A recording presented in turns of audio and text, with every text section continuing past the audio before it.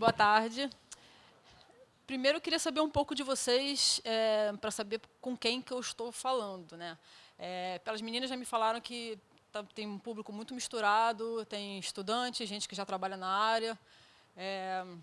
Quem é estudante que nunca trabalhou com audiovisual, desculpa, com pós-produção? Quem não sabe nada de pós-produção? Nada. Pouca gente, ótimo. Quem sabe mais ou menos? Opa. Quem já trabalha na área, na pós-produção, que sabe já os processos e veio só... Boa. Peço ajuda, então, tá? Quem é flamenguista? Agora sim. Só os flamenguistas podem fazer pergunta, tá? Por favor. Bom, gente, vamos lá. Meu nome é Tamara. Vou falar logo a minha idade para explicar a minha trajetória de como eu cheguei até onde eu estou agora, tá? Tenho 41 anos. Não parece, pode falar. E eu mudei de profissão tarde mesmo. Eu estou há 9 anos trabalhando na Globo como pós-produção. A minha experiência de pós-produção é só na televisão. Já estou sendo sincera logo de cara, não tenho experiência em cinema. Tá? Só em televisão. E eu estou 9 anos trabalhando lá na pós-produção. O que eu fazia antes disso? Eu era bailarina, sapateadora, eu dava aula. De segunda a sexta eu dava aula, sábado e domingo eu estava no teatro, fazia teatro musical. Chegou um momento que eu não queria mais estar em cena, eu comecei a trabalhar fora de cena, fui assistente de produção, eu era assistente de coreografia, então eu dava aula durante a semana, final de semana eu estava no teatro, e aí os 30 foram chegando, e aí a gente fui vendo que não dava para viver muito de dança no país, infelizmente. E aí senti a necessidade de fazer outra coisa com muita tristeza no coração. E aí eu fui estudar outra coisa. Fui fazer outra faculdade, fiz faculdade de licenciatura em dança, mas eu já dava aula antes, só fiz porque tinha que fazer alguma faculdade mesmo. E aí, com 30 anos, fui fazer a outra faculdade, que era produção audiovisual, rádio e TV. E larguei tudo que eu fazia. Fui atrás, sendo sincera, fui atrás de um trabalho fixo. Dinheiro fixo no final do mês, de uma empresa. E mandei o currículo. Chutei. E deu certo. Não sei por que me contrataram, porque não tinha experiência nenhuma. Isso é importante, eu vou falar lá no final sobre isso. Tá? E estou trabalhando há 9 anos com isso, me dei super bem, adoro o que eu faço hoje em dia. Vamos lá. Flamenguista, tá, gente? Isso deixa claro para todo mundo. Então, de 99 a 2008, eu era professora de sapateado, assistente de produção, assistente de coreografia, ou seja, fiz isso durante muito tempo. Largar foi muito difícil mesmo, tá? Mas não me arrependo, estou super bem resolvida hoje. Me formei em licenciatura em dança em 2002.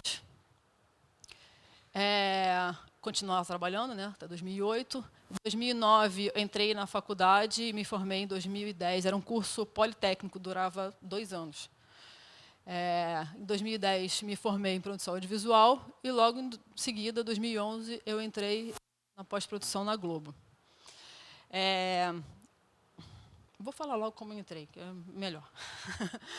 Fui fazer uma entrevista na Globo. A Globo tinha um programa de recrutamento e era para oficina. Tinha, naquela época, muitas oficinas. Era oficina de assistente de direção, era oficina para tudo. O que era oficina? Você ficava 3 meses acompanhando um projeto para você ter a experiência. Passados esses 3 meses, eles te contratavam, se tinha vaga. Estavam deixando pessoas preparadas. Tinham 800 pessoas interessadas na oficina de produção. 800. E aí eram grupos de 40 pessoas, a entrevista. A produção lá é dividida em produção de base, produção de campo e pós-produção. Todo mundo sabe o que é produção de base e campo? Base é praticamente as pessoas que ficam numa base de produção, mais parte legal, parte de escritório, parte que prepara a produção, faz toda a pré-produção. A produção de campo são as pessoas que estão no set. E a pós-produção é o que vamos falar hoje. E eu não sabia nada, não sabia nem o que escolher. E nessa roda de 40 pessoas, foi assim, as pessoas tinham que escolher qual para o recrutamento poder direcionar. A pessoa escolhia, eu quero base, eu quero campo, eu quero base, eu quero campo, eu quero base, eu quero campo, eu quero pós, né? Porque tinha mais chance de entrar. Ninguém escolhia pós, vou escolher pós. Passei para a segunda fase, éramos 10 pessoas, e aí eu tinha que falar para a chefe do departamento, né, sobre mim. Eu fui sincera, falei assim, não tenho experiência nenhuma de televisão, minha experiência é toda em teatro, o teatro é como se fosse um programa ao vivo, todo dia, tem que dar certo, e pronto, ganhei a chefia. E é interessante porque ela escolheu 3 pessoas para entrar, dos 10 escolheu 3. Eu, que não tinha experiência nenhuma, um outro rapaz que tinha muita experiência e outro rapaz que tinha experiência média. Achei isso muito interessante da parte dela, porque eu acho que ela escolheu muito pelo que ela acreditou na pessoa, pela atitude da pessoa. Eu estava até falando mais cedo para as meninas que eu acho isso muito interessante, porque às vezes quando você trabalha com produção, e a produção trabalha com relacionamento entre as áreas, às vezes a sua atitude, o seu comportamento, a sua relação que você vai ter com as pessoas, às vezes é muito mais importante do que a experiência. Acho que, óbvio, que tem que agregar uma coisa à outra. Mas, às vezes, você pega uma pessoa de mercado que não se adequa àquele modo de trabalho daquela empresa, daquele jeito, e a pessoa que não tem experiência nenhuma, que tem uma atitude, consegue aprender aquilo tudo, se sobressai mais do que aquela pessoa que tem experiência. Então, essa é a minha opinião, tá, gente? Não é certo ou errado, não. Quando eu entrei na faculdade de produção audiovisual, os professores, eu tinha assim, aula de cenografia, aula de figurino. Cada professor falou uma coisa na primeira aula. O professor de cenografia falou assim, ninguém vai sair daqui um cenógrafo, vocês vão ter uma noção de cenografia. Ninguém vai sair daqui um figurinista, vocês vão ter uma noção de figurino. E é isso que eu falo para a pós-produção. Eu não tenho conhecimento técnico de todos os processos. Não preciso ter. Eu preciso ter um conhecimento básico para que eu possa fazer os pedidos necessários de cada etapa. E isso a gente pode ir aprendendo aos poucos. Cada projeto que eu peguei, eu fui aprendendo. Um projeto é diferente do outro. Tá? Então, vamos lá. Eu comecei como assistente de pós-produção, fiz muito linha de show. Linha de show que a gente chama o show da virada, um Roberto Carlos. Cada produto lá dentro tem experiências diferentes. Tá? A pós-produção na linha de show é diferente da pós-produção de dramaturgia. Cada produto tem suas peculiaridades. E depois eu fiz muitas séries que são as que eu fiz até hoje. E hoje em dia eu supervisiono todas as séries. Assistente de pós-produção, gente, em alguns lugares é chamado de finalizador. São os finalizadores, são assistentes de finalização. Cada empresa também chama de uma forma.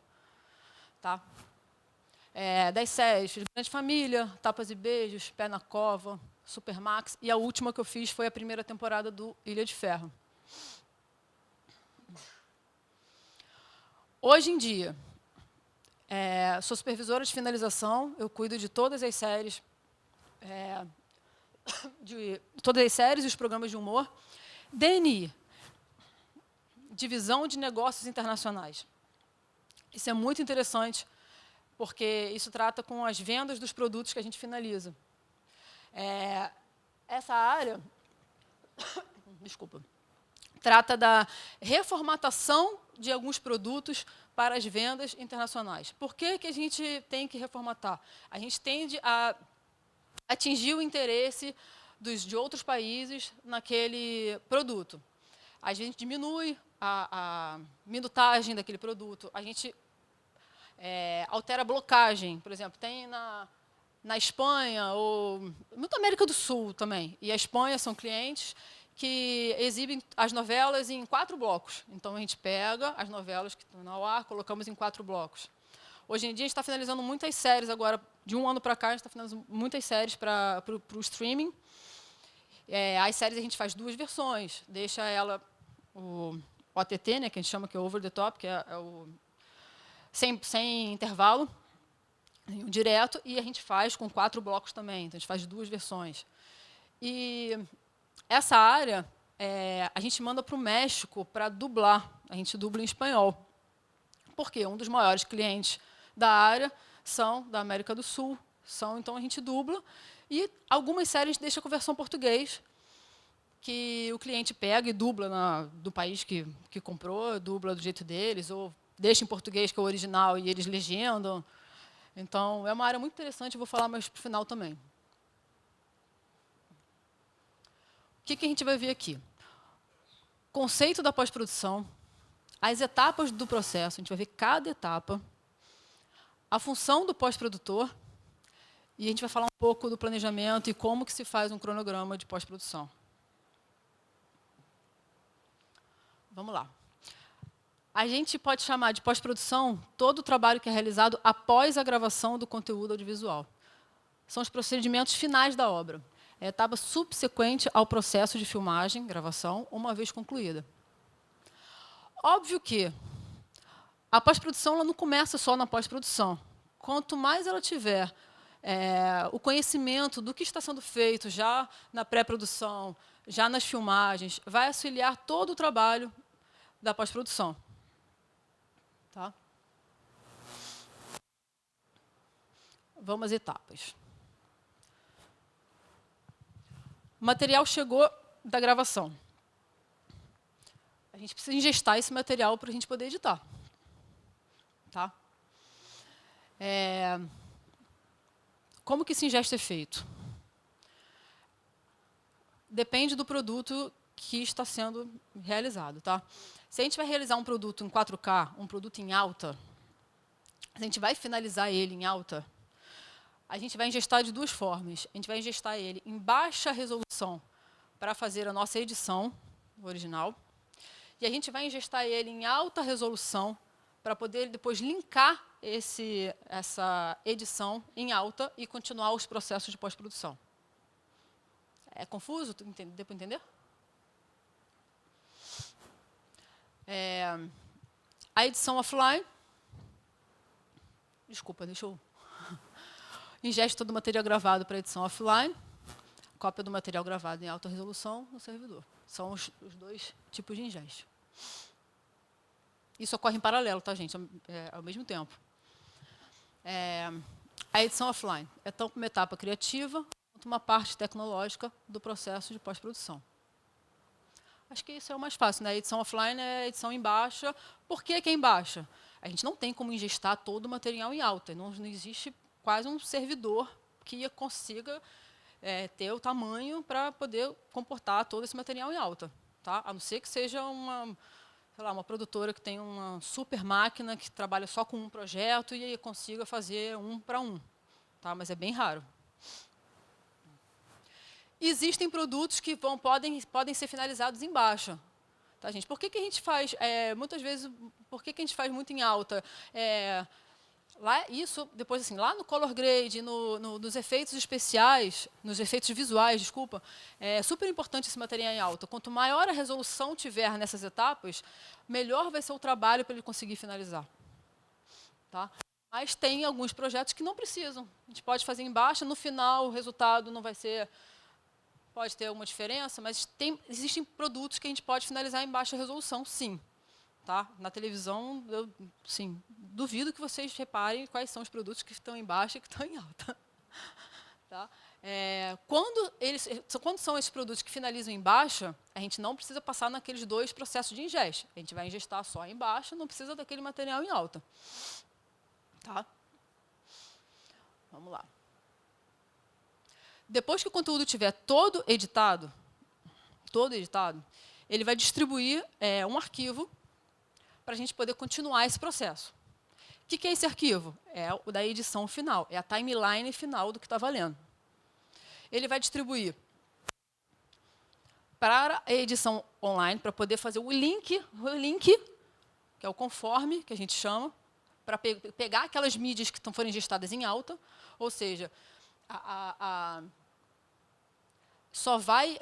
edição online ela só vai enxergar aqueles takes, aqueles clipes que foram usados realmente na edição e vai fazer o relink daquele material em alta. Ele vai distribuir para a sonorização o arquivo.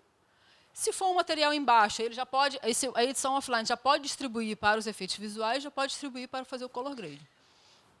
Tá? Edição online. Todo material finalizado pela edição offline é conformado para alta resolução pela edição online. Isso a gente já conseguiu entender. Né? Após esse conforme, que a gente chama de ou o processo é um online ou é um conforme. Aí depende de cada empresa também chama de uma forma. Após o conforme, o material distribuído para color grade e efeitos visuais. Se for um material em alta, essa pessoa que está fazendo esse conforme, essa edição online, é que vai distribuir para os efeitos visuais e para o color grade. Para os efeitos visuais, ele pode distribuir só aquelas cenas que têm os efeitos visuais. Não precisa exportar o capítulo, o episódio inteiro. Tá? É mais rápido. Para o color grade, tem que ser o episódio inteiro.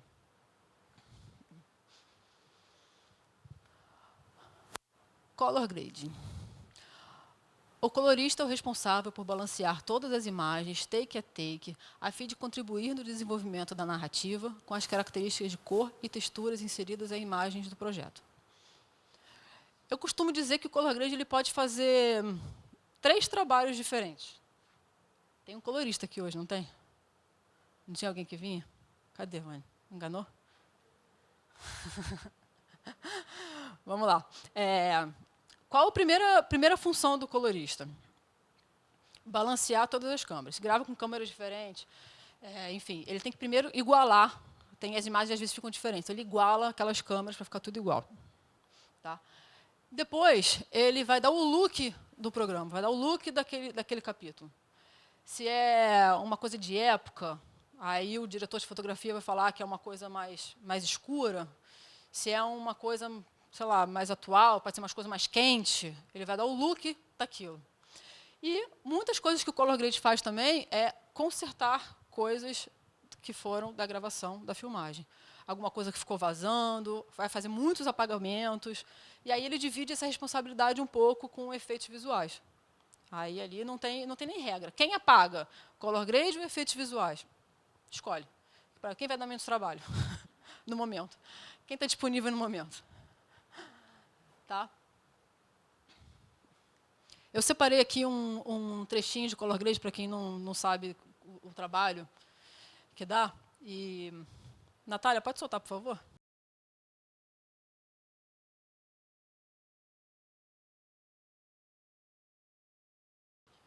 A gente costuma dizer que o pessoal do color grade faz milagre, né? É impressionante, né? O que a gente pode ver ali?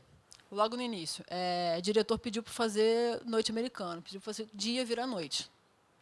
E aí, não sei se vocês puderam perceber, pegou uma outra imagem, roubou a lua daquela imagem para colocar ali. Aí muda o reflexo na água, acende uma luzinha ali, passa outro filtro aqui, vai fazendo milagre. Depois a gente viu um erro de continuidade, vocês repararam no terno do Antônio Calone. Ali foi um erro de continuidade. Tá? Ele gravou primeiro com terno azul, depois com branco, depois com azul, enfim. Teve que mudar o terno. A gente, na pós-produção, a gente conserta muita coisa da filmagem. Muita coisa. Cenário vazando, erro de continuidade. A gente tem muitos consertos. Tá? A gente tenta sempre diminuir essa porcentagem um pouco para não acabar na pós, mas tem muito diretor que resolve na pós. A gente tem até um meme que tudo resolve na pós. Tem problema não, depois resolve na pós e depois ele fica desesperado com o tempo. Estou indo muito rápido, gente? Está dando para entender? Podem perguntar, tá? Os nomes, se estiverem complicados. Efeitos visuais. É o processo pelo qual as imagens são criadas ou manipuladas fora do contexto de uma ação ao vivo filmada. 3D, qualquer coisa física, os efeitos visuais podem criar coisas também que são impressionantes. Tem muitas coisas que a gente vê que a gente não sabe que é computação gráfica. A gente não tem noção. Tá? Depois eu vou falar de cada etapa também, porque a gente vai falar de cronograma, eu vou falar também o que afeta o tempo de cada etapa. Por que a gente leva 2 dias para fazer essa etapa, 3 dias, 1 semana. Tá? Essa aqui é uma foto de Tapas e Beijos. Não sei se vocês lembram. Ela se passava em Copacabana. Só que não. O olhão dela. Só que não. Eles foram para Copacabana no início da série, filmaram algumas bases. O resto era cidade cenográfica. A cidade cenográfica era uma rua que tinha croma em tudo. Todo mundo sabe o que é croma, né? Tinha croma em tudo. Ali atrás, que está um pouco fora de foco, aquilo ali é tudo croma. Muita gente não sabia. Ali também era incrível. A série inteira era croma. Era um trabalho bem, bem absurdo. A série inteira de croma. Acho que eu acabei com todo mundo decepcionado. Ou não, né? Oi? É? Então não sou ocupada, né? Isso aqui é de Ilha de Ferro. Alguém viu Ilha de Ferro? Isso aqui é real? É o que estou falando. Estou botando aqui, né? Muita gente também disse que foi um helicóptero lá em cima de uma plataforma para gravar. Só que não. Isso aqui é 3D. Isso aqui é tudo 3D. Depois eu digo o que é real daí e o que não é, tá? Então, Ilha de Ferro foi a última série que eu fiz como assistente de pós-produção, finalizadora, como determinadas empresas chamam. Depois disso, eu virei supervisora de todas as séries. Então, eu tenho mais propriedade para falar, é mais fácil. Eu separei aqui uma cena de Ilha de Ferro, finalizada, primeiro capítulo, só uma cena. Depois eu vou mostrar para vocês como que ela foi filmada real. Tá? Pode soltar, por favor.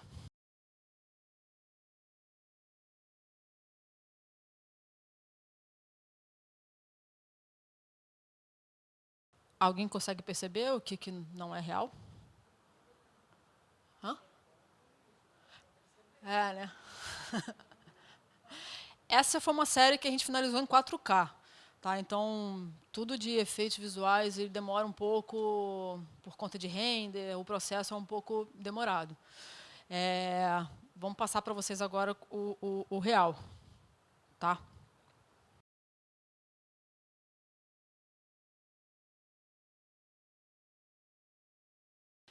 Era a cidade cenográfica.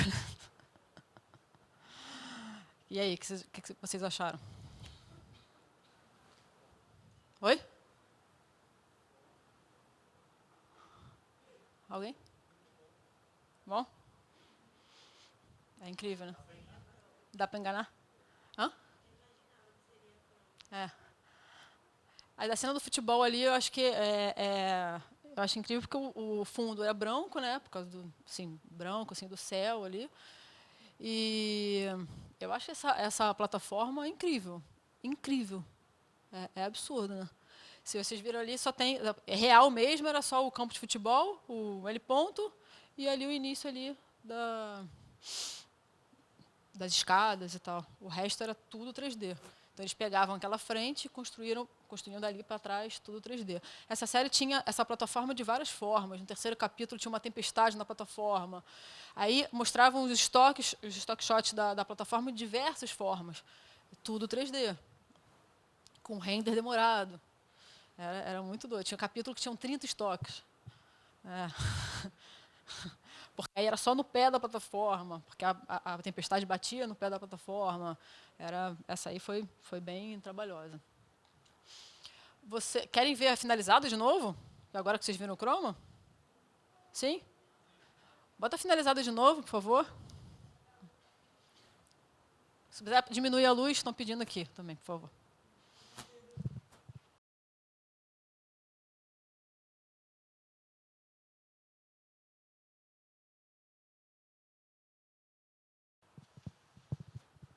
Foi, gente? Efeitos visuais? Oi? Aqui o foco que eu mostrei era para efeitos visuais. A gente vai chegar na mixagem daqui a pouco, na sonorização daqui a pouco, tá? Esse aqui era o produto finalizado. O primeiro era só a edição offline. Tá? Alguma pergunta até aqui, gente? Mais? Pode deixar aí, pode deixar aí. Não tem problema não. Porque eu vou voltar ali para o processo. Aqui. Isso aqui é a nossa alma da pós-produção. A gente sempre tem que entender em que momento que a gente está do processo. Tá? Então, com o Color Grade e efeitos visuais, a gente termina a parte de vídeo. Tá? Então, vamos lá, ingestamos o material, fizemos a edição offline, fizemos o conforme, que é a edição online, trazendo o material para alta resolução, distribuímos o material para a sonorização, para os efeitos visuais, para o color grading. Color grading trabalhou na cor, efeitos visuais trabalhou na parte toda de computação gráfica. Enquanto isso, a sonorização está trabalhando em paralelo. A gente tem que entender qual o tipo de projeto que a gente está trabalhando. Algumas vezes a sonorização vai precisar ser feita após o vídeo estar pronto. Tem alguns efeitos de computação, alguns efeitos que precisam de sonorização em cima delas.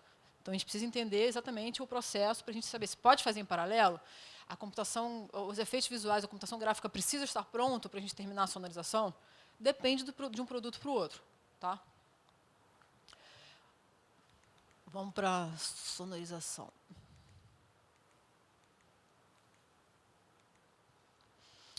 Não sei se alguns de vocês também tiveram na palestra sobre mixagem, mas vou falar aqui rapidamente, até porque eu não vou falar a fundo, tecnicamente, da mixagem. Tá? Vou falar do processo, dos processos que a gente tem.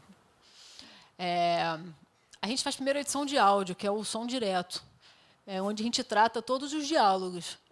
Isso é muito importante na captação. Dependendo de como vier isso da filmagem, a gente vai ter mais trabalho ou menos trabalho. Isso aí a gente limpa os ruídos, a gente iguala todos os diálogos. É o primeiro processo. Tá? Paralelo a isso, a gente já pode ir fazendo os efeitos sonoros, onde todos os efeitos que não foram devidamente captados na filmagem, eles são reproduzidos. Às vezes eu estou aqui... me cocei aqui, e essa coçada é importante porque é uma deixa para alguma coisa. E aí, nos efeitos sonoros, ele vai lá e vai reproduzir aquele efeito. Tá? Produção musical, onde são criados temas específicos para cada situação ou personagem. Pode ser uma cama musical para um personagem específico, onde o produtor musical ele vai criar aquela trilha, ou pode ser as músicas comerciais, onde vai ter os seus devidos direitos aprovados, comprados, aprovados, liberados ou não, para ser tema de um personagem. E a mixagem, onde a gente junta todos esses elementos. Ou seja, a edição de áudio, mais os efeitos sonoros, mais a produção musical, mais a mixagem, a gente tem o nosso produto sonorizado. Tá? Simples assim, gente. Não vou entrar muito tecnicamente, nem... Simples assim. Facinho. Em um dia faz tudo. Trouxe exemplo aqui também. Também da série Ilha de Ferro. Desculpa, gente, mas eu quero estar mais próximo de mim. De cada etapa dessa. A gente vai ver a mesma cena, só com som direto, a mesma cena só com os efeitos sonoros, a mesma cena só com as músicas e a cena já finalizada. Boa?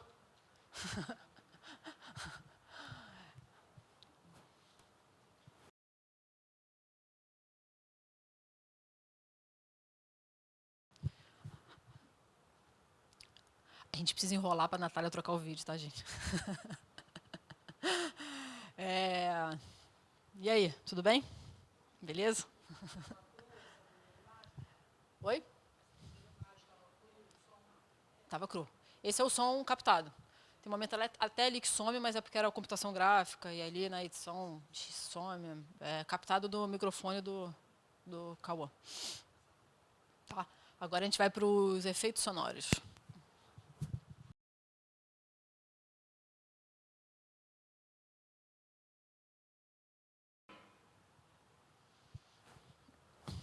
É muito detalhe, né? Essa é uma das etapas que eu mais gosto. Eu acho que é onde o profissional tem que botar ali um lado artístico de cada detalhe, cada take, cada movimento. Tinha só do braço dele, aí é o alarme tocando, aí o diretor pediu, tem que ser aquele tipo de alarme, você tem que ir atrás de aquele tipo de alarme, é sirene, enfim, vai botando um em cima do outro, acho que é onde A criação é bem legal. Vamos mostrar agora um só... Tamara, eu tenho uma pergunta. No caso, o produtor de pós-produção, ele acompanha cada uma dessas etapas, ele supervisiona? Tipo, foi para efeitos visuais, vocês veem, depois vai ver de novo ou não? O produtor, o pós-produtor, ele não acompanha o dia a dia dele. Ele tem que saber em que etapa que está.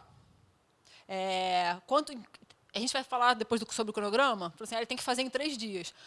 Aí, no primeiro dia, ou seja, se ele tem que fazer em 3 dias, o produto tem 45 minutos, no primeiro dia ele já tem que ter chegado em tal minuto, tal minutagem. Aí você tem que ir acompanhando se ele vai acabar no tempo dele. Você não acompanha o que exatamente o artístico do que ele está fazendo. A não ser nas alterações artísticas que o diretor vai pedir depois. Você, isso aqui não ficou bom, troca isso. Aí você vai lá, vai falar com ele. Troca isso. Foi isso que o diretor pediu? Ok. Aí depende também, porque tem empresas e diretores, cada um trabalha de uma forma. Às vezes esse é o papel do assistente de pós-produção, do finalizador. Às vezes é o assistente de direção que está acompanhando a pós-produção. E aí depende muito de cada empresa, de cada produto também. Tá? Alguma pergunta, gente?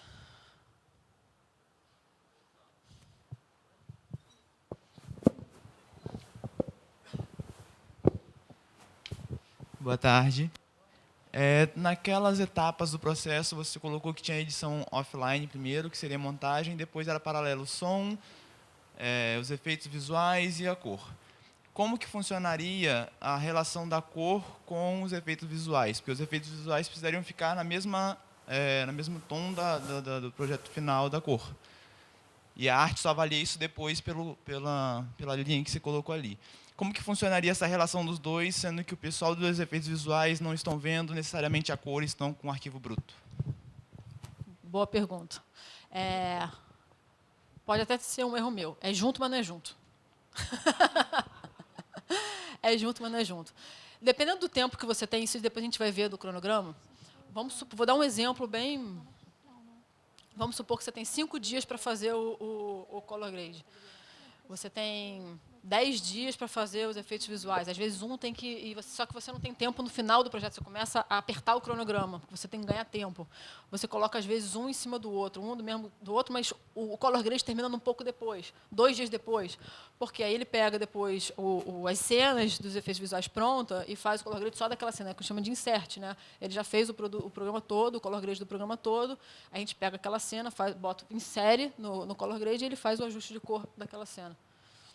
E aí é a função do pós-produtor saber em que etapa que está, o que está faltando. Fez o color grade, está pronto, mas falta aquela cena, que falta ela chegar da computação gráfica que não chegou. Chegou a computação gráfica.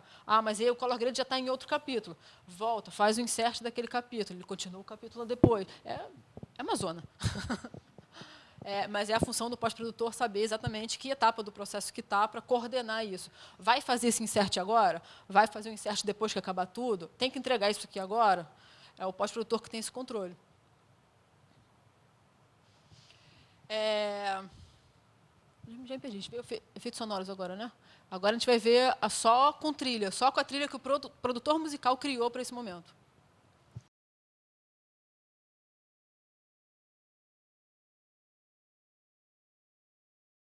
Legal também, né? Eu acho uma super criação também. Uma coisa que eu esqueci de falar, que quando a edição offline fica pronta, a gente manda essa edição para o produtor musical. E aí ele vai criar as trilhas já sincado nas cenas e tal, e passa pela aprovação do diretor, e aí ele envia para o sonoplasta que vai mixar. Tá? Quando são músicas comerciais, às vezes ele nem manda sincado na cena, porque às vezes o diretor pode, na hora de finalizar, querer puxar para lá e para cá, ele manda a música inteira e o sonoplasta, na hora de mixar, ele tem um range para poder botar a música mais para lá ou mais para cá. Diga. Aqui.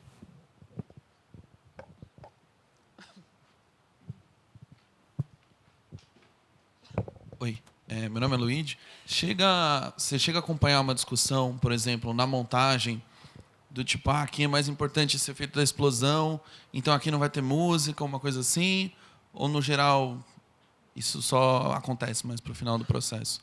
Você chega nesse nível de discussão? Como pós-produtor? Sim. Também depende, tá? Deveria. O ideal é que você acompanhe tudo, desde com o diretor, já na edição offline, todo o briefing que ele pedir. Só que às vezes você não consegue, porque às vezes você já está finalizando o produto e você já está na ilha lá de finalização, inserindo a computação gráfica, acompanhando lá que tem que ver o processo de color grade, e aí o editor você está fazendo isso no episódio 1 e o diretor está lá na ilha offline, fechando o episódio 7. E aí você não consegue. Mas o ideal seria conseguir, sim. O pós-produtor, quanto mais dentro do projeto ele tiver, mais ele vai saber dos detalhes, mais vai conseguir acompanhar. Normalmente, dependendo do projeto, o assistente de direção também acompanha esse processo e passa para o pós-produtor depois. Às vezes, o assistente de direção fica na edição offline, quando o diretor fecha a edição, ele faz uma listagem de computação gráfica que vem, aí ele manda essa listagem para mim, eu posso complementar essa listagem. Ou, às vezes, o pós-produtor faz essa listagem junto com o diretor, e aí depende de projeto para projeto. Foi? Vamos assistir agora a cena finalizada, com todos esses elementos juntos.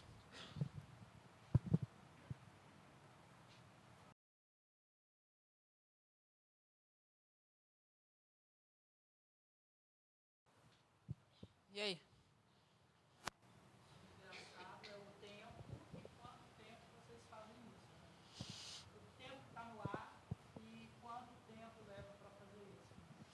Varia de produto para produto. Esse é mais trabalhoso, por conta de cada detalhe desse que a gente está fazendo. Mas a gente vai falar sobre tempo depois, quando eu for falar de cronograma, tá? Porque tempo é uma coisa muito relativa.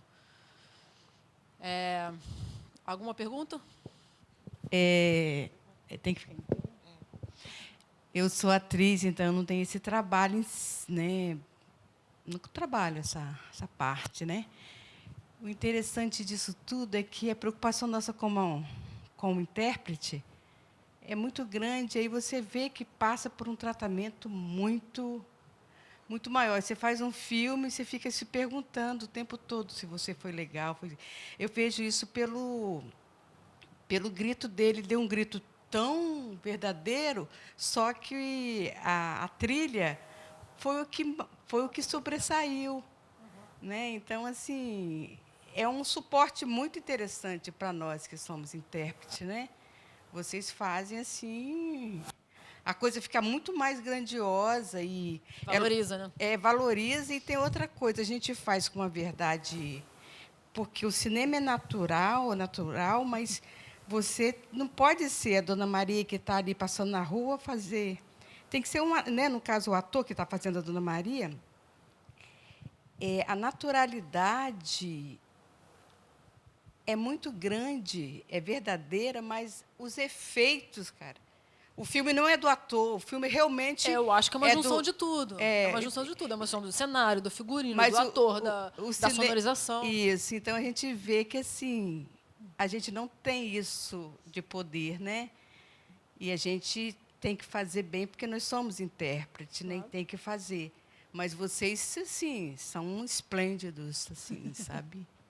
Porque obrigada por existirem, né? Agora não. Deixa eu falar, então. É uma questão de camadas, não é? Eu vejo claramente a emoção no som. Claramente. Então, eu gosto muito dessa área de pós-edição, só que às vezes eu fico um pouco insegura, exatamente por ser Deus e ter que mudar sempre muita coisa. E eu queria saber se você tem alguma dica para as pessoas que têm interesse. E eu queria também saber como que é o acompanhamento, se tem alguém da pós ou quem é responsável por ficar na produção para poder falar. Eu acho que isso daí não vai dar para resolver, ou coisa do tipo, ou só joga todo mundo, todos os problemas para pós e vai.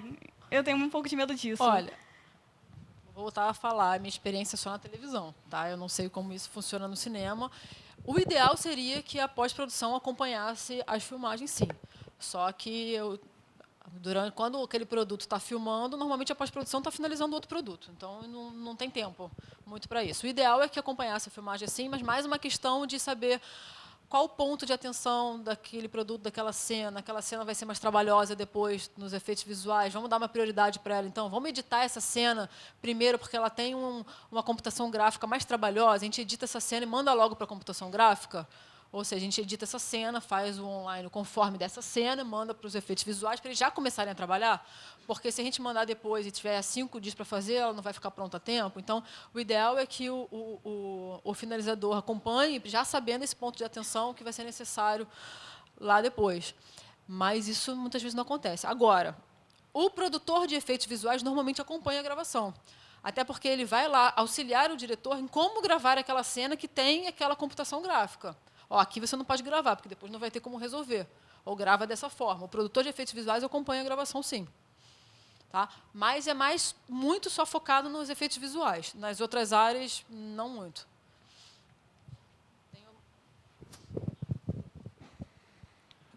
Boa tarde, meu nome é Daniel. Então, eu queria saber, em relação ao color grade, né, a relação do diretor de fotografia com a pessoa que faz o color grade. Porque a gente viu uns exemplos ali atrás que, aparentemente, o vídeo original estava bem mal iluminado, né? E a questão é, onde é que estava o diretor de fotografia na hora que fizeram essa cena? Ele só... Te pergunto a mesma coisa. Onde estava?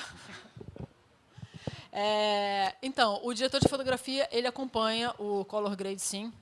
Muitas vezes ele acompanha no início de um projeto, ele normalmente acompanha a conceituação do projeto, depois ele deixa o colorista trabalhando sozinho. Mas ele acompanha sim. E quando tem alguma coisa específica, ele aparece lá para fazer aquela coisa específica que o diretor pediu. Mas é responsabilidade do diretor de fotografia, sim. Como eu disse, a pós vive consertando as coisas da captação da filmagem. Acontece muito. Não é à toa o meme resolve na pós.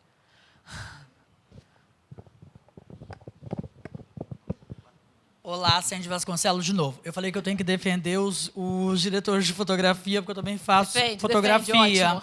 Não, meu anjo, é porque também agora a gente já trabalha na fotografia com algo que a gente fala que a imagem está aberta. É como se ela fosse pastel, entendeu? Para depois ter esse detalhe do color grade, o diretor, de repente, por causa de qualquer detalhe, ele resolve finalizar o filme dele, ou a produtora em preto e branco, um sonho, um pesadelo. Então, a gente trabalha numa coloração média, para não fazer muito sólido, para vocês poderem depois trabalhar, entendeu? Então, isso acontece na fotografia.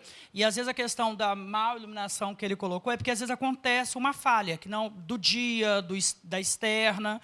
Então, tem que se trabalhar na pós. Sim. Claro que vocês sofrem também. Sim, e acontece também uma coisa que eu não falei ali depois do vídeo do color grade, não sei se vocês puderam perceber. Por que mudou do dia para a noite? Por que não gravou logo à noite? Aí vem outras questões. Vem a questão do dia de filmagem, dinheiro do dia, ou é dia e está anoitecendo e acabou, não vai deixar para outro dia, porque é dinheiro. Então grava já ali entardecendo, anoitecendo, e depois chega no color grade e pede para virar dia, igual as cenas gravadas antes.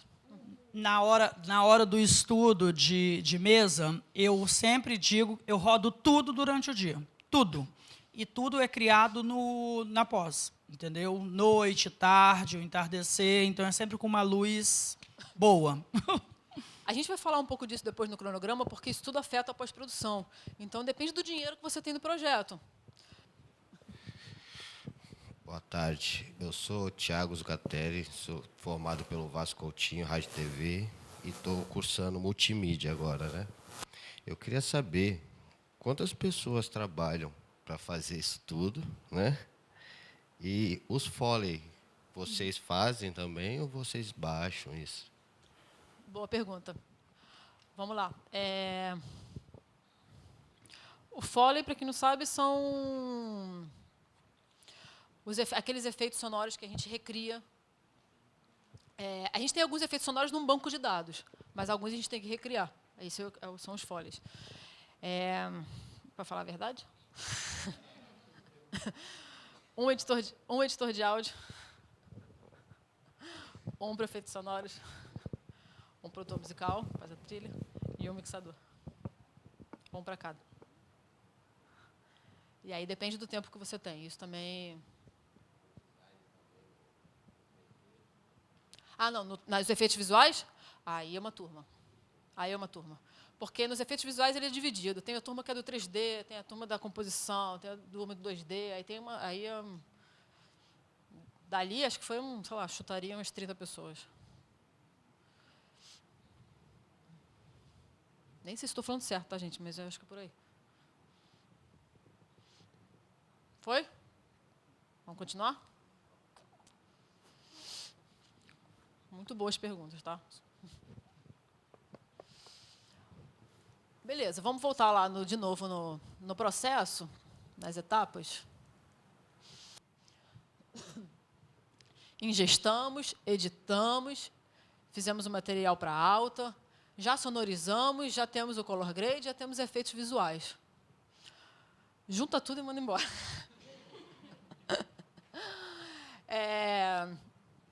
Basicamente, é isso. Vai ter um layer de vídeo e um layer de áudio. Dali, o produto está finalizado. O vídeo colorizado, com as inserções de computação gráfica, é unificado ao áudio tratado, gerando o produto final. Aí, o pós-produtor, dependendo da etapa, não tiver, o diretor já brifou, já fez alguns pedidos, ou foi só um primeiro trabalho de todo mundo? Se o diretor já fez, já brifou, o pós-produtor dá uma revisada, vê se está tudo de acordo com o que o diretor fez. Porque ele já sabe daquele briefing todo da direção. Dá uma checada, faz um checklist daquela lista dos efeitos visuais. Está tudo inserido? Para você poder falar para o diretor que aquele conteúdo está pronto para ele revisar. Aí vem a pergunta, alguém me perguntou hoje mais cedo, mas é o diretor que revisa? Depende. Tem diretor que revisa, tem diretor que pede para o editor, finalizador, revisar, porque temos um editor, montador, que finaliza os capítulos e temos aqueles editores que montam as cenas. Às vezes o editor, finalizador, revisa o capítulo. Assisti uma palestra de uma americana que trabalha na Fox, uma pós-produtora da Fox, onde ela dizia que lá fora o diretor acabou a filmagem, tchau, quem revisa é o produtor. Cada etapa. E aí, assim, aquele dia da sonorização, se o diretor quiser aparecer naquele dia, ele aparece, se não, tchau, não tem outro dia. Deveria ser assim, que seria muito mais fácil.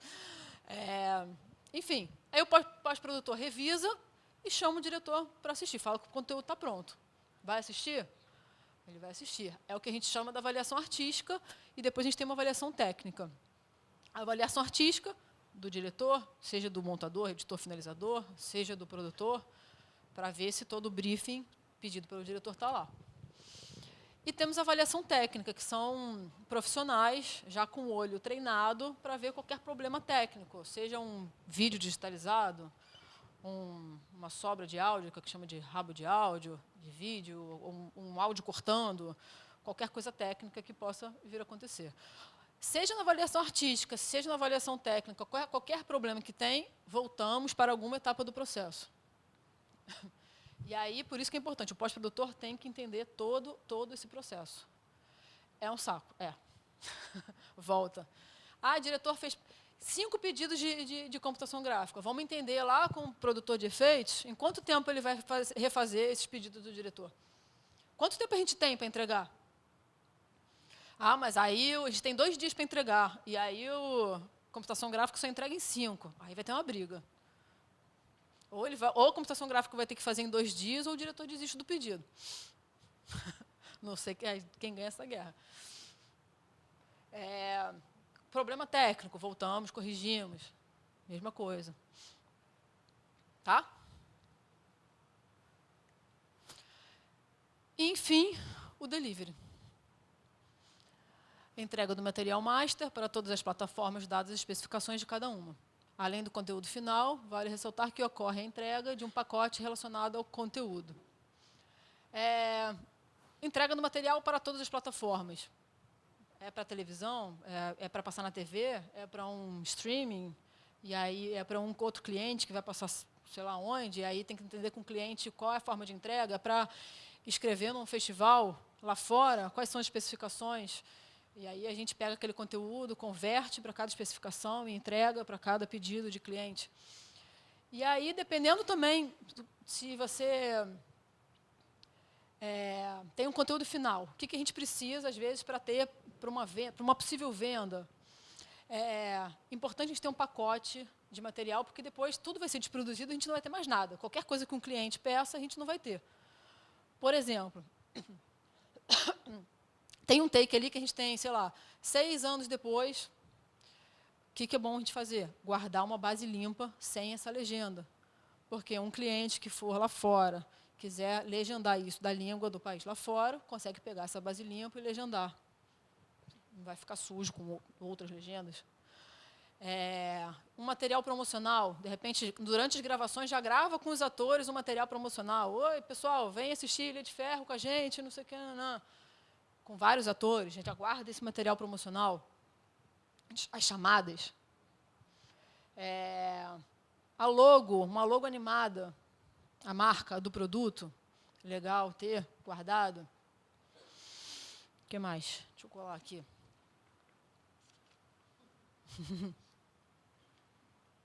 Fotos de cena, fotos pousadas, fotos de bastidores, talvez seja legal para um cliente. As vinhetas, uma abertura, um encerramento, uma vinheta de estamos apresentando, uma vinheta com base limpa, sem escrito estamos apresentando. Isso tudo é interessante para uma possível venda. Então, a gente guarda esse pacote todo. De repente, um cliente vai comprar daqui a 5 anos aquele produto que você fez. Ih, caraca, não guardei, não tem como. Já era. Não tem como produzir. Já perdeu as pessoas, imagina, precisa de um material promocional, aquele ator nem é mais contratado. Já era. Então, isso tudo tem que pensar na hora que está...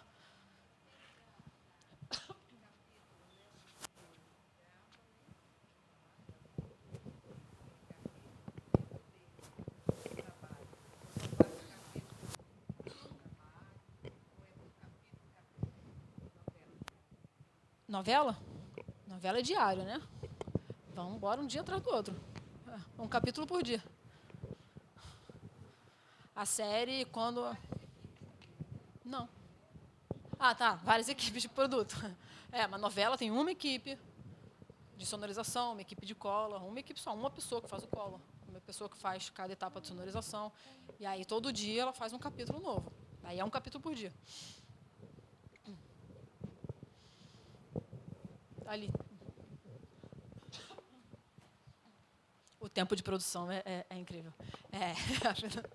Mas depende, tá? Depende do produto. Novela, a gente faz um por dia. As séries, quando são mais complexas... Depende da série também. As séries mais complexas... A gente vai ver isso no cronograma daqui a pouco. Séries mais complexas levam mais tempo, séries mais tranquilas. Aí depende também do estilo da série, do conteúdo. Com relação aos arquivos, vocês recebem os arquivos brutos, fazem ingest, finalizou, renderizou, fez delivery.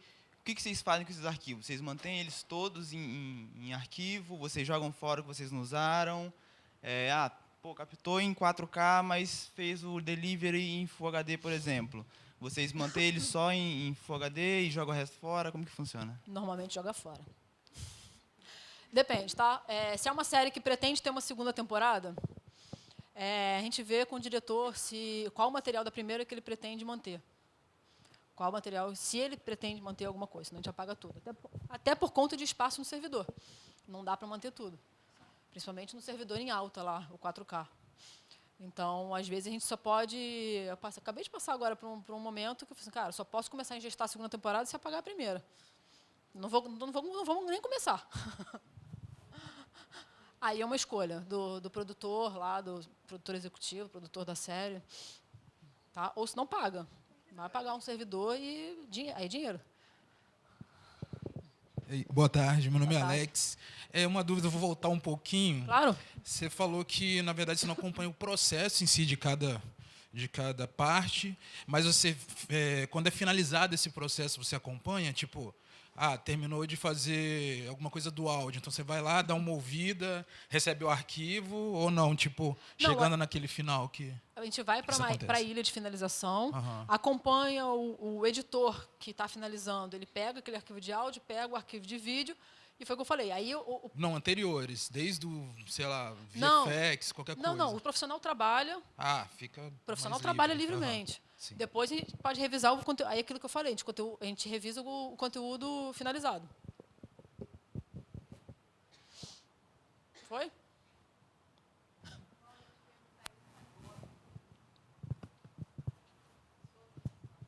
Então, isso tudo que eu estou falando da função do pós-produtor, do assistente pós-produção, do finalizador. Tá? Porque a pós-produção existem alguns cargos, a gente vai chegar lá. Isso tudo eu estou falando para vocês para ensinar o processo todo da pós-produção. Depois a gente vai falar dos cargos. Função do pós-produtor: realizar o planejamento de pós-produção, mantendo um alinhamento com todas as áreas envolvidas e garantir o cumprimento de todos os processos de acordo com o cronograma. Foi isso que eu falei. Vamos acompanhar cada etapa para ver se ela está sendo feita naquele tempo que foi determinado e tem aquele relacionamento com todas as áreas. Às vezes isso é o mais difícil, tá? O pós-produtor deve ter um conhecimento de todas as etapas, controle total sobre o projeto, uma conversa persuasiva e uma dose de paciência diante das solicitações. Sim. Os pedidos são muitos. Isso tudo que eu falei, junta agora áudio e vídeo, está pronto o produto. Nunca está. Nunca vai estar pronto. Sempre vai ter algum pedido. E, às vezes, aquele pedido vai ser feito 10 vezes. Por isso, a dose de paciência. Fala, caraca, de novo? É a 10ª vez que estou fazendo isso. É a 10ª vez que estou fazendo isso. Da mesma forma, o cronograma. Aí você planeja o cronograma, aquilo ali atrasou. Você vai ter que ver o que você pode mexer. Você mexe no cronograma todo dia. Você replaneja o cronograma todos os dias. Mexe aqui, mexe dali, eu ganho daqui, perco daqui. Todo dia.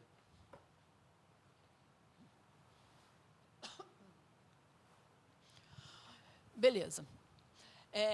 Então, varia de empresa para empresa, tá?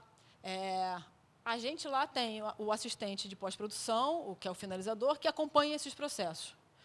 Existe o supervisor que faz o cronograma de mais de um produto. Aquele finalizador, normalmente, ele acompanha um produto de dramaturgia mais complexo.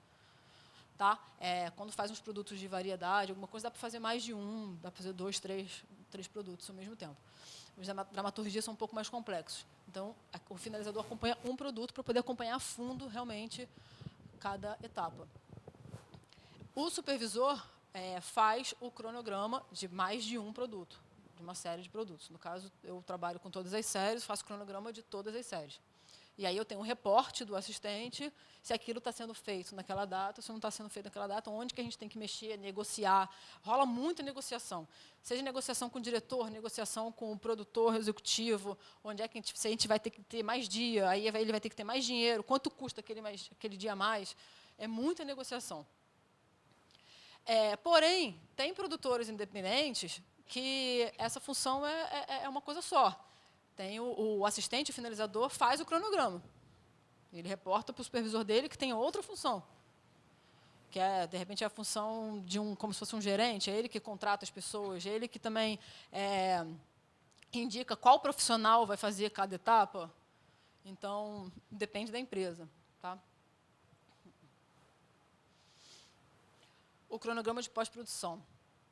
A gente precisa avaliar a necessidade de cada etapa de acordo com a complexidade do projeto. Foi aquilo que eu falei. Depende do projeto. Tem projetos que são mais fáceis, tem projetos que são mais difíceis. E a gente tem que entender a complexidade do projeto. Quanto mais a gente souber detalhes do projeto, mais a gente vai conseguir fazer o cronograma. Não adianta eu botar lá 2 dias para fazer uma sonorização numa série de ação. Né? Não tem como. Impossível.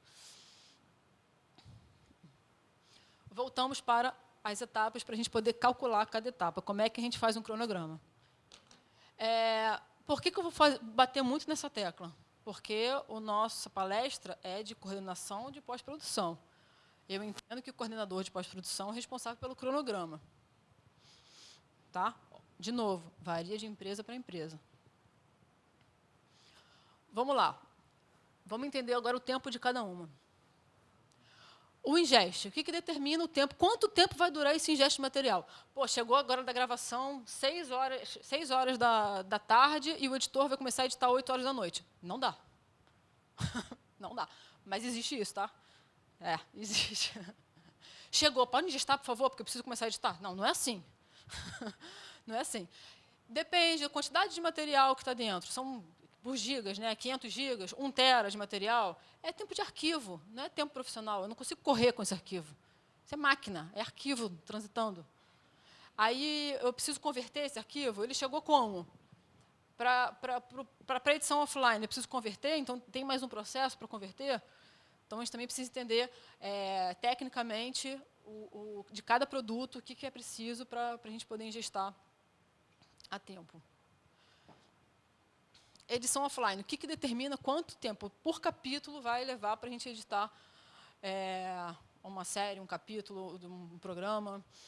Quais são os fatores que determinam essa edição? Quantidade de material gravado. Às vezes tem diretor que é inseguro. Vai gravar 50 vezes aquela cena, porque não quero fazer agora daqui, não quero fazer daqui, quero fazer mais uma, quero fazer em cima. Aí chega lá para o editor, tem que assistir tudo. Como é que ele vai editar? Ele tem que assistir. Vai demorar. A não ser que o diretor, na gravação, na hora que ele gravou de cima, ele já sabe. Aí ele já pode apontar, já brifar. Fala assim, olha só, naquela cena, já pega de cima, que foi essa que eu gostei. Ok. Um brief do diretor também determina o tempo de edição.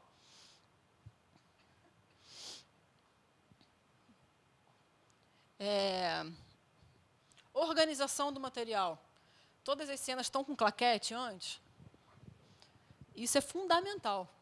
Às vezes chega a cena sem claquete, você não sabe nem de onde é. Aí você tem que ler o texto, ver de onde que é. Está sofrendo? Isso é fundamental. São coisas que, quando chega na pós, a gente não tem nem mais como consertar. Às vezes estão gravando ainda, aí está chegando material sem claquete, dá tempo. Assim, pô, gente, olha só, toma cuidado lá na gravação, porque está vindo material sem claquete, está muito difícil. Beleza, dali em diante eles vão tomar cuidado. Mas, às vezes, já acabou a gravação, você não tem mais como consertar. Já era. Está assustado.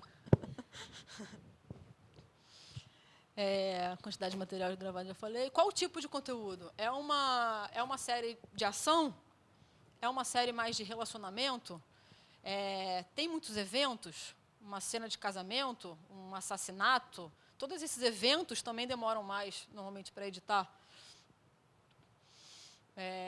E aí você faz uma conta. Sei lá, 2 semanas por capítulo. Aí você conversa com o diretor. Depende do editor. Um editor também, você conhece o perfil do editor. Você conhece o perfil do diretor. É um diretor que sabe o que quer? É um editor que edita, tem um perfil de editar rápido? É uma série de coisas. Qual o dinheiro que tem também? O dinheiro vai estar apontado em todas as etapas. Tá? Qual o dinheiro que a gente tem? Quanto tempo a gente tem para finalizar essa série? Mas não tempo de entrega, tempo de dinheiro. Pô, o dinheiro a gente só tem um dia. Aí edita a cena aí, corta. Sai cortando e está entregue. É isso que tem, foi o que contrataram. Tem o tempo também de entrega. Para a gente fazer um cronograma, muita gente tem que fazer de trás para frente.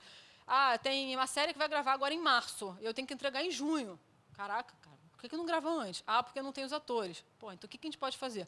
Eu vou lá em junho, tem que entregar 8 de junho. Bora fazer de trás para frente.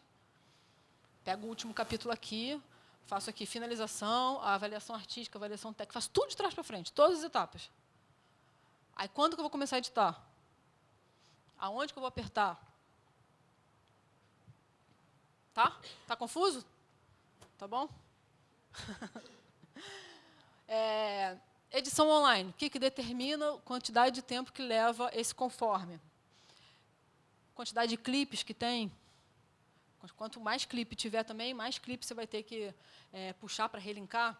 Algumas empresas têm esse processo já automatizado. Tá? Relinka automaticamente. Outras vão puxando os clipes que cada clipe, então, quantidade de clipe determina também o tempo. Diferentes câmeras. Tem câmera que linka rápido, tem câmera que não linka por nada. Tem que puxar na mão. Qual o timecode? Você vai lá no clipe, pega o timecode, pega aquilo ali aqui. Então, isso tudo também determina o tempo desse conforme.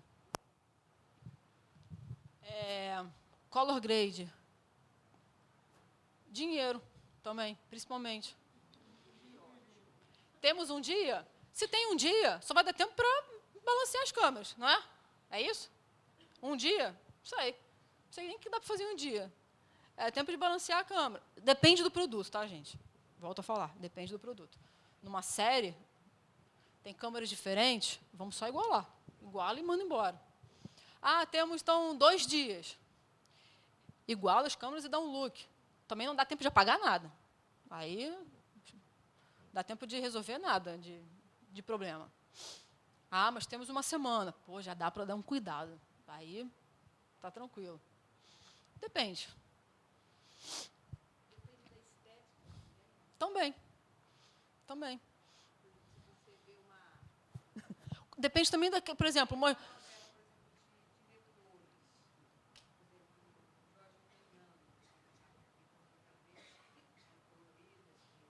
Uhum.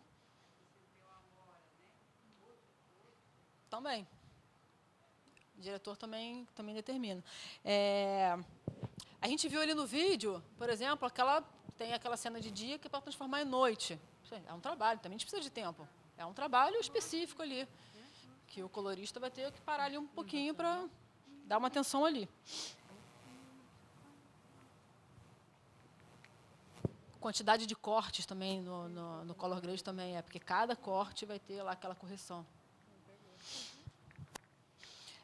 Efeitos visuais. Dinheiro.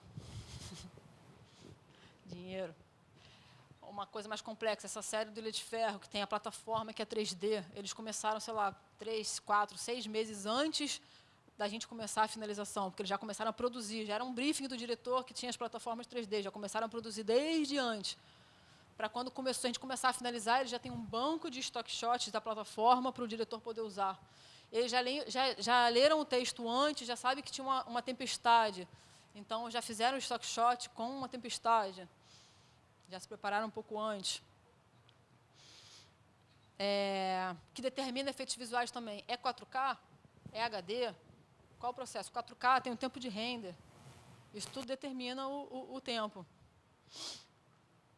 Croma, que eu expliquei ali, que apareceu no Tapas e Beijos, aquela cena do Ilha de Ferro, tem que recortar tudo. Qualquer coisa que apareça na frente do croma, tem uma cabeça na frente do croma, tem que pegar, recortar a pessoa toda para poder aplicar aquela base no croma.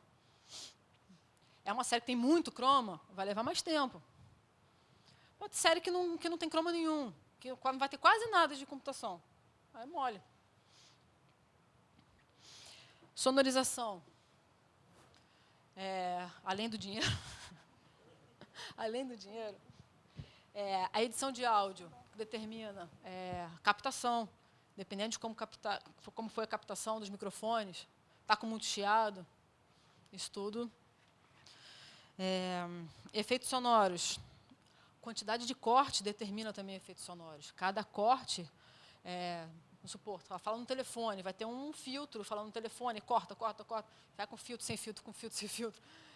Cada corte é também o filtro, o efeito sonoro determinado ali. As cenas de ação, os eventos, a mesma coisa que eu falei na edição offline, para os efeitos sonoros também são muito importantes.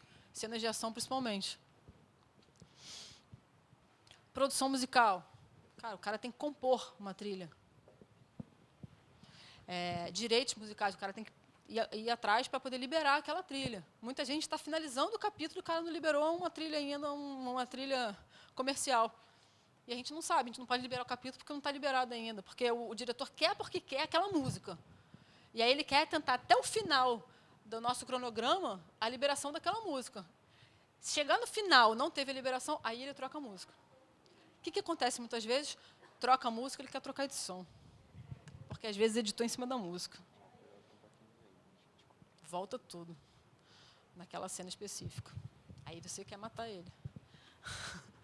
E aí você volta para a edição offline, aí você faz o online daquela cena remontada, aí você faz o color grade daquela cena remontada, você faz a sonorização da cena remontada e finaliza a cena remontada juntando com o resto do capítulo. Você faz o processo todo daquela cena.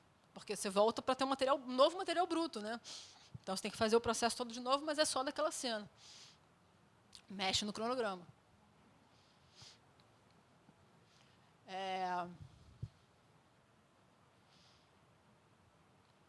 A junção não tem nada que afeta, é só pegar realmente áudio e vídeo.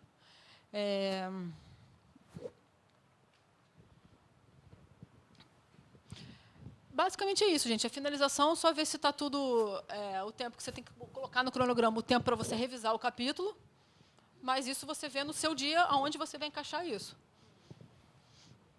Onde é que eu botei o vizinho de novo? Está claro isso, gente, esse processo? A gente voltou muitas vezes nele, né? Isso é o principal. Diga. Não tem nenhum problema.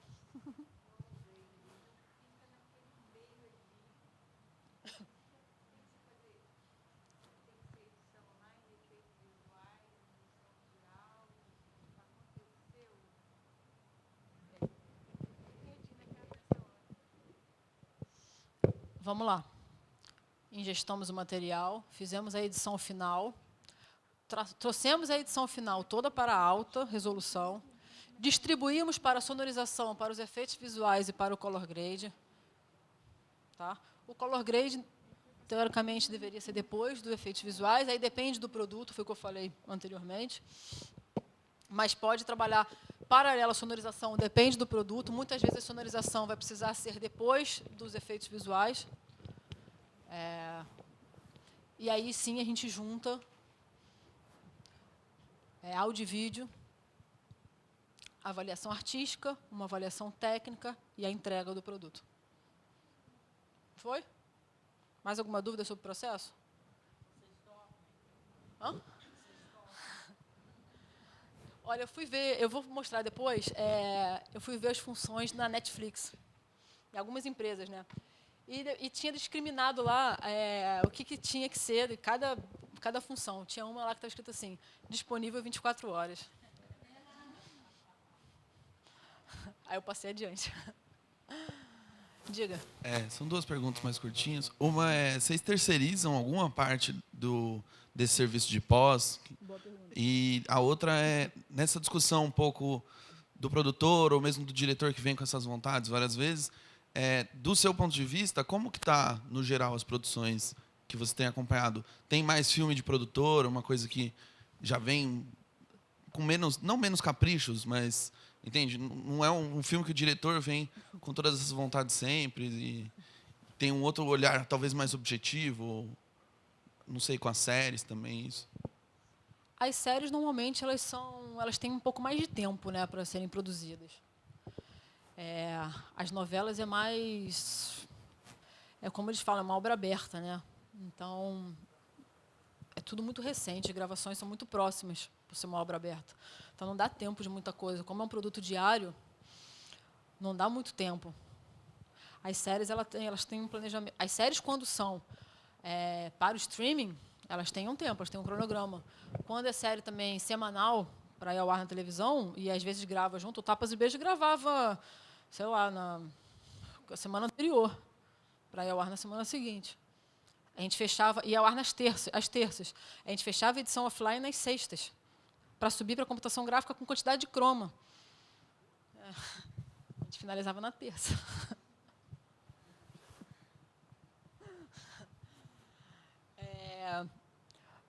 Qual foi a outra pergunta que você fez? Terceirizar. Então, é uma boa pergunta. Existem as coproduções. Eu fui numa produtora independente agora antes do Carnaval, eles também terceirizam. A O2 é uma empresa que também terceiriza. Eles não fazem color grade lá. Color grade é terceirizado. A sonorização é terceirizada. Mas eles fazem a edição lá. Finalizam lá. A gente trabalha com a O2 também. A O2 também manda produto para a gente. A gente já fez novela também terceirizando color grade. Aí envolve muita coisa, porque envolve também quantidade de produtos que está sendo feito na casa. A gente tem recurso? Não tem recurso, então a gente vai ter que orçar fora. Aí orça fora. Aí depende. Mas a gente tem profissionais na casa para fazer.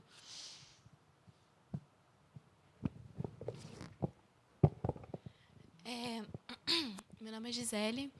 Eu queria saber com quantos projetos você costuma trabalhar simultaneamente e por exemplo, você comentou que é uma equipe por projeto, né? Uma equipe de sonorização por projeto. Você tem quantas equipes de sonorização? São contratados? Ou são contratados por projeto? Ou são fixos da empresa? Por aí. Depende também. Tem equipe que é contratada só para aquele projeto. Tem editor, montador que vem só para aquele projeto. Às vezes é por uma escolha do diretor. O diretor quer trabalhar com um editor de fora. Já tem lá o diretor que ele costuma trabalhar fora. Então, se a produção tiver o dinheiro para arcar com isso, porque assim, o editor na casa tem, mas é uma escolha do diretor. Ou, às vezes, mesmo, mais uma vez, estamos trabalhando com muitos produtos e não temos recursos, vamos buscar fora aquela pessoa. Então, é tudo muito relativo. Como assistente de pós-produção finalizadora, dependendo da complexidade do produto, trabalho com um produto só. Assim que eu entrei na casa, em 2011, eu estava fazendo 4. Eu fazia Tapas e Beijos, Grande Família. Eu até esqueci. Cara de Pau e Som Brasil. Como assistente. Fazia 4. Como coordenadora agora, supervisora, eu sou responsável por todas as séries. Inclusive a parte internacional que eu falei lá no início. Que a gente entende que a gente faz todas as séries, e depois que a gente finalizou as séries, a gente trata da venda internacional. A gente continua essa esteira, o ciclo de vida daquele produto. Pô, deixei de responder alguma? Aproveitar, eu quero fazer uma pergunta.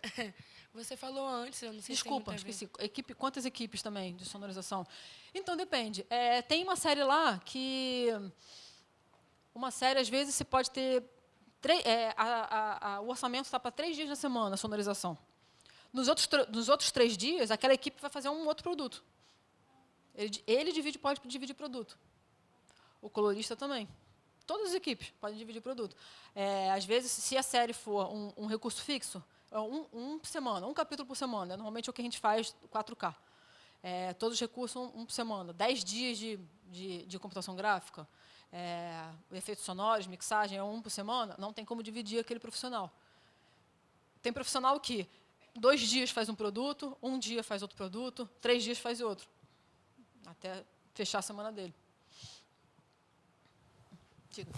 Então, eu vou fazer mais uma pergunta sobre a produção em si. Você falou que no Tapas e Beijos vocês trabalhavam muito com croma. Isso.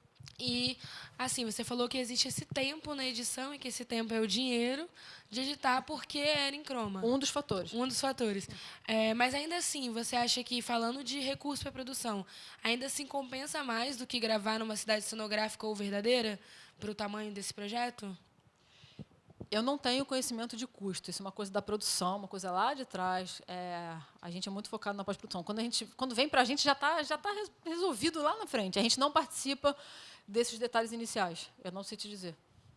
Mas o tempo que tinha para poder finalizar o croma, você acha que era tranquilo?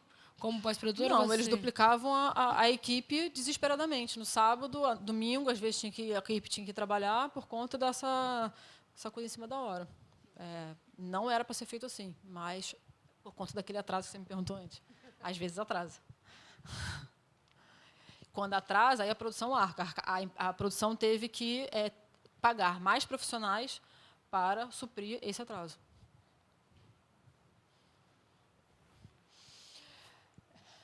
Esse aqui é um exemplo de um cronograma meu. Nossa, às vezes. Muitas vezes a gente trabalha muito com esse cronograma.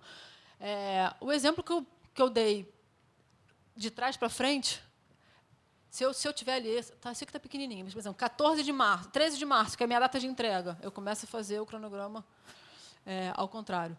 Cada cor é um capítulo, tá, gente? Que é mais fácil de visualizar.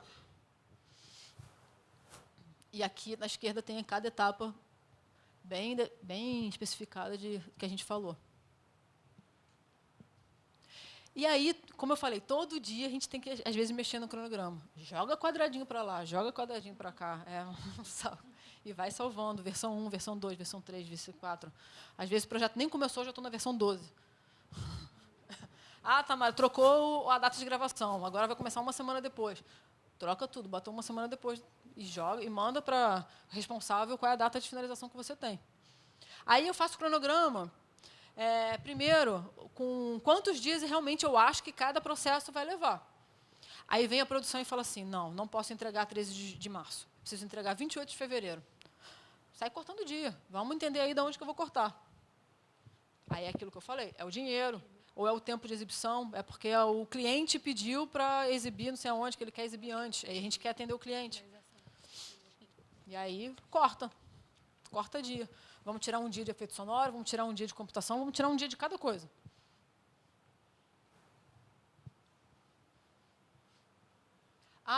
Tem que liberar aqui esse capítulo aqui que está de pretinho. Liberação offline.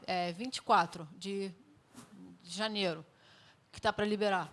Você vê que libera offline 24 de janeiro, o online faz dia 25, e aí tem a computação gráfica ali no pretinho. Mas atrasou. Atrasou quanto? Atrasou a tempo de eu fazer, ali naquele buraco que tem o 7, que é 27, 28, 29, ele não começou a computação gráfica ali. Você vai começar dia 30. Está ali dentro? Ok, não vai afetar o início da minha computação gráfica. Ah, mas liberou 2 semanas depois. Ferrou. Mas ferrou. Vamos sentar com a equipe e vamos ver o que vai acontecer. Lá na edição offline, se já não liberar na data combinado, já vai arruinar todo o seu planejamento. Aí vai ter equipe parada. Aí um sonoplasta terminou o capítulo 2, já tinha que começar o capítulo 3, mas não tem capítulo liberado para ele fazer. A equipe está parada, isso é dinheiro. Ah, mas tem outro capítulo para ele fazer? De repente já liberou o 5? Faz o 5, faz fora de ordem. No caso de série, tá? E não de série para exibição, série para streaming, que você tem um cronograma. Você pode finalizar os capítulos fora de ordem, se quiser, se o diretor quiser. Se for para exibição, não dá. Tem que exibir mesmo, então tem que liberar de qualquer jeito.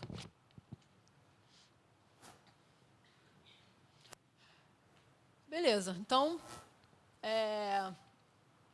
pesquisei isso aqui e, como eu falei, cada empresa é uma coisa diferente da outra.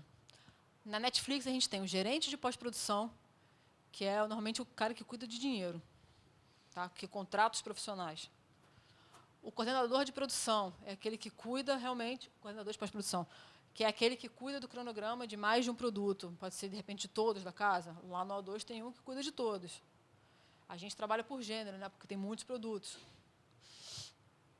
Coordenador de operações de pós-produção. Isso aqui, normalmente, gente, até escrevi errado ali, né? Operações. Coordenador de operações. É o cara que cuida mais da parte técnica. Tá? Qualquer problema técnico, ele está ali à disposição para resolver qualquer problema. É o cara que controla também cada atividade. É uma equipe mais para operação. E os assistentes de pós-produção. Esse aqui é o da Netflix. Já na Warner, gerente de pós-produção, supervisor de pós-produção, coordenador de pós-produção. Não tem um assistente. Será que é o coordenador que faz tudo? A Amazon piorou mais ainda. Pós-produção executiva, coordenador de pós-produção. Não sei, vai que também que a Amazon faz 1, 2 produtos. Ok, tem gente para fazer tudo, a gente consegue.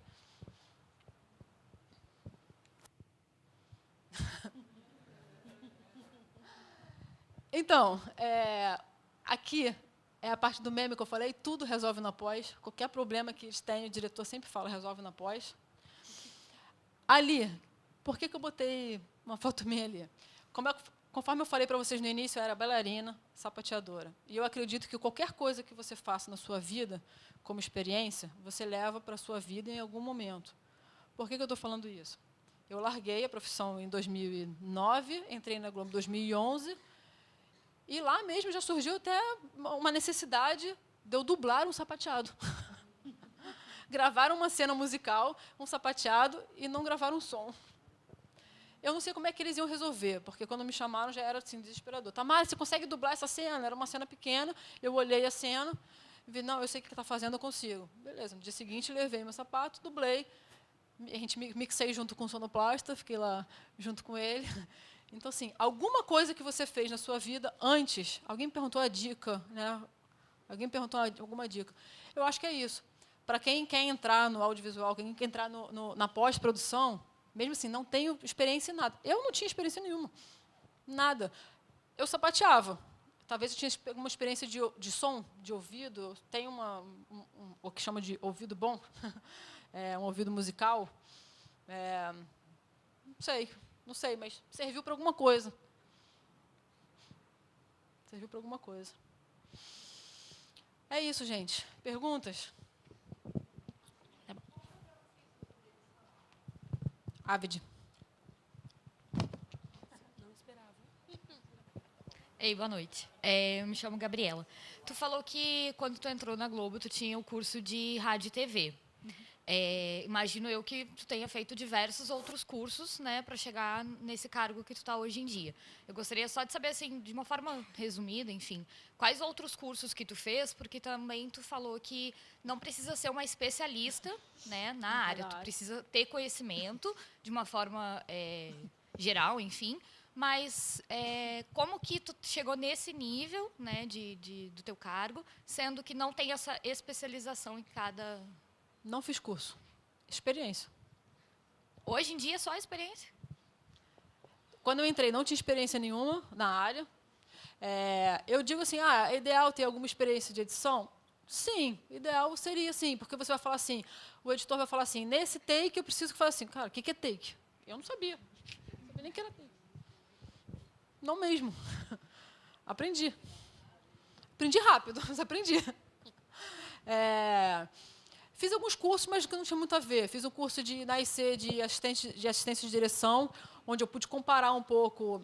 Assim, lá dentro também eu vivenciei, procurei também saber algumas coisas. Eu ia nas gravações, ficava olhando também o que o assistente de produção fazia, o que o assistente de direção fazia, isso na televisão. Quando eu fui fazer esse curso de assistente de direção na IC, a professora era totalmente de cinema, de assistente de direção. E muita coisa que ela fazia no cinema é o que a produção na televisão faz. E muita coisa que faz na televisão é o que a produção do cinema faz. Enfim, tem uma diferença ali, mas o curso mesmo eu não fiz. Foi por experiência. É porque também, nesses anos todos, eu fiz muita série. Eu fiquei meio viciada. Qual a dica que você dá para quem quer trabalhar nessa área? Acredita e vai. Acredita e vai. É o que eu falei, eu acho que é muita atitude. Produção é atitude. Produção tem que ir lá resolver. Não é a produção no set, não é assim? Pega lá e resolve? Tem que pegar e resolver. É muita comunicação. Foi o que eu falei. A pós-produção é comunicação com todas as áreas. Volto a falar, óbvio que depois você tem que ter alguma experiência para você entender aquilo num programa complexo, aquilo que o diretor vai pedir. Às vezes o assistente de direção não está lá. Ele vai pedir para você, Tamara, eu preciso que você vá lá no color grade e fala, está vendo que o rosto está vermelho, tem que tirar não sei o quê. Às vezes ele fala uma coisa mais técnica. Enfim, ou você decora o que ele falou e para passar para o colorista, ou você já sabe o que ele pediu. Aí você vai pedir para o colorista, você às vezes pode até acompanhar, falar, foi isso que ele pediu, realmente, porque ele foi lá e te mostrou. Aqui, pergunta. Boa tarde. Meu nome é Sandra Chagas. Também sou atriz e professora de artes cênicas com recorte de cinema, né, atuação para cinema, aqui no estado do Espírito Santo. O que eu faço com o material que está, assim, do meu ponto de vista, condenado, sendo que ele é produto de uma pesquisa científica da universidade na qual eu me formei. Eu quero trabalhar com esse material como referência, mas ele ficou, na época, por condições precárias, que eu mesma que fiz os registros, isso já está me incomodando, porque você procura pessoas, né? Poxa, você é bom de edição, você... não posso, tal. Aí, tá, cada um no seu corre, né? Eu preciso, então, que você me aponte, assim, ou existe um aplicativo, estou falando do básico, né, nesse nível, para eu, pelo menos, tirar esse material de dentro do meu notebook e trazer para um seminário, para as pessoas verem na prática o que foi desenvolvido naquela época dentro na universidade. Se a gente pode resolver essa questão com a gente mesma, tirar um tempo para se dedicar em vídeos experimentais. Assim, edição e esse tratamento, que, na verdade, agora eu entendi que eu preciso. Tratamento de cor? O tratamento de cor, de edição mesmo. Porque é um material antigo? Ele foi feito em 2015, foi a minha pesquisa de final de curso, porém eu gravei com filmei com o meu celular que eu tinha na época, e as condições, não tinha nada de técnica, era eu e o ator, eu e os atores no jogo. Mas gerou uma pesquisa que é interessante, inclusive se eu quiser fazer um mestrado dentro dessa área, seja aqui ou seja em outro lugar, né? Mas eu só não entendi a sua pergunta, eu não entendi o que você precisa. Se tem algo que eu posso fazer em casa, sozinha, bem simples, que eu não preciso ficar até incomodando as pessoas, falando, por favor, me socorre. Para editar e para fazer tratamento de cor? Porque eu editei no Movie Maker, você acredita? E nem sabia, como eu não tenho essa experiência em edição, mas eu quero ter, porque agora eu sei que eu posso tratar. Tem os equipamentos que você compra, né? Mas são caros, mas... Mas então, exatamente, por ser experimental, não é algo que eu vá trabalhar, eu não vou fazer um filme para mandar para a Netflix. Não, eu preciso tratar o material que eu tenho em casa, é isso. E se tem um recurso mais aqui, mais na minha realidade, mais acessível. Eu não sei te responder, porque eu não faço nenhuma dessas etapas. Né? Tem pessoas que querem... Você faz o tratamento, né? Essa finalização. Não, eu não faço também tratamento não. nenhum. Você faz pós-produção, eu só cuido do processo. Mas deve ter algum recurso que eu vou, Não. a partir de agora, Que tem, eu tem. mesmo Eu vou. só não sei te dizer. Eu conversando com a Verônica aqui, eu falei, eu vou precisar, porque e as futuras pesquisas, os futuros trabalhos que eu vou realizar? Eu vou ficar nessa dependência, né? Não vou ficar. Você não quer editar, você não quer fazer o tratamento de cor? Isso, Então. isso aí. Né? Porque assim, parece que está muito distante, Sandra, atriz e professora de artes cênicas, de interpretação para cinema, da edição para eu mostrar esse material como referência de uma construção. Você pode fazer isso a qualquer momento. É. A partir do momento que você filma o seu material, você pode editar e fazer o tratamento. Enquanto eu estava aqui olhando e ouvindo você falar e vendo, eu falei, cara... Você tem um material e quer fazer. O que a Sandra está falando é que a sua palestra... Né, Incentivou ela, estimulou ela a fazer todos os trabalhos dela, assim, trabalhos individuais dela. Né? Temos editores na área. Tem algum editor aqui que quer... Eles são ocupadíssimos, graças a Deus. Não temos editores aqui?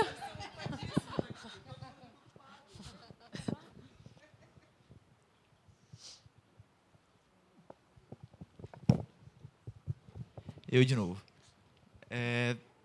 Você se programou para fazer fez o cronograma para passar por todos os processos, está com o tempo super enxuto, e aí chegou alguma informação para você que o pessoal, na hora da captação, falou assim, olha, resolve na pós, não te passaram, só passaram lá para o final. Como que você se vira para sair disso? Da mesma forma que se for qualquer alteração artística. Eu vou levar isso de volta para a produção, que é quem tem o dinheiro, e vou falar assim, olha só, a gente vai precisar mais tempo disso, porque na hora da captação aconteceu isso, isso e isso. Então, a gente vai precisar de mais dia aqui. Como é que a gente vai resolver? Da mesma forma. Vai ser uma escolha deles. É sempre uma escolha deles. Em algum momento, ou vai ter que fazer, é inevitável. Vai ter que fazer, tem que consertar. Não pode ir ao ar assim, não pode cortar esse erro. Às vezes a gente resolve cortando. Troca o take. Às vezes tu troca o take. É inevitável? Vai usar de qualquer forma? Vamos chegar num acordo com a produção. Como é que a gente vai resolver isso? Uma coisa que eu esqueci de falar é que, quando a gente fecha o cronograma pela primeira vez, a gente reúne a equipe toda e alinha com a equipe toda. Tá? A gente chama o diretor, chama o produtor de efeitos visuais, a gente chama toda a equipe envolvida para mostrar o cronograma, para eles terem uma noção do projeto. E a gente fala quanto tempo tem em cada coisa. Mais alguém?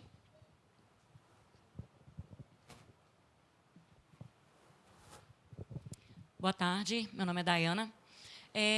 Eu queria saber, assim, porque a Rede Globo ela tem todo um padrão de qualidade, né, que ela obedece, e por ano, todo ano, vocês já têm assim uma noção quais são os produtos que vocês vão ter que trabalhar durante o ano e quais são os prazos, assim, por exemplo, essa cena que você apresentou da série Ilha de Ferro, um trecho, sei lá, de 1 minuto.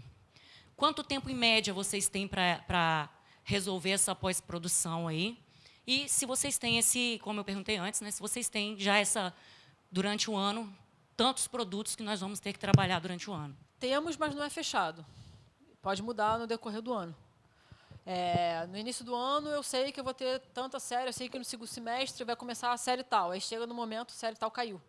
Não vai ter mais. Ou foi para o ano que vem. Isso é uma coisa. Isso é importante para a gente, sim, porque a gente tem quantidade de ilhas, quantidade de recursos, a gente precisa saber se a gente vai ter recurso para fazer ou não. Isso é importante, tá? Qual foi a outra pergunta que você fez? Desculpa. No caso dessa cena. De qual etapa? Todas? Vou dar um exemplo... Posso dar um exemplo do Ilha de Ferro, que é mais próximo meu. O Ilha de Ferro ele tinha 1 semana por capítulo na etapa de efeitos sonoros e na etapa de mixagem. A edição de áudio era 3 dias. Computação gráfica já eram 10 dias por episódio, com aquela pré-produção toda da plataforma antes, tá? Mas, a partir do momento que o episódio foi liberado para a computação gráfica, eles tinham 10 dias para fechar. Não que no 10º dia eles vão mandar tudo, eles vão mandando aos poucos. E eu vou com aquele checklist dos efeitos visuais da computação, dando um check do que está feito e do que está faltando.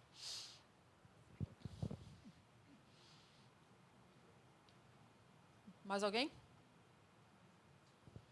Foi? Obrigada, gente. Obrigada pelo interesse.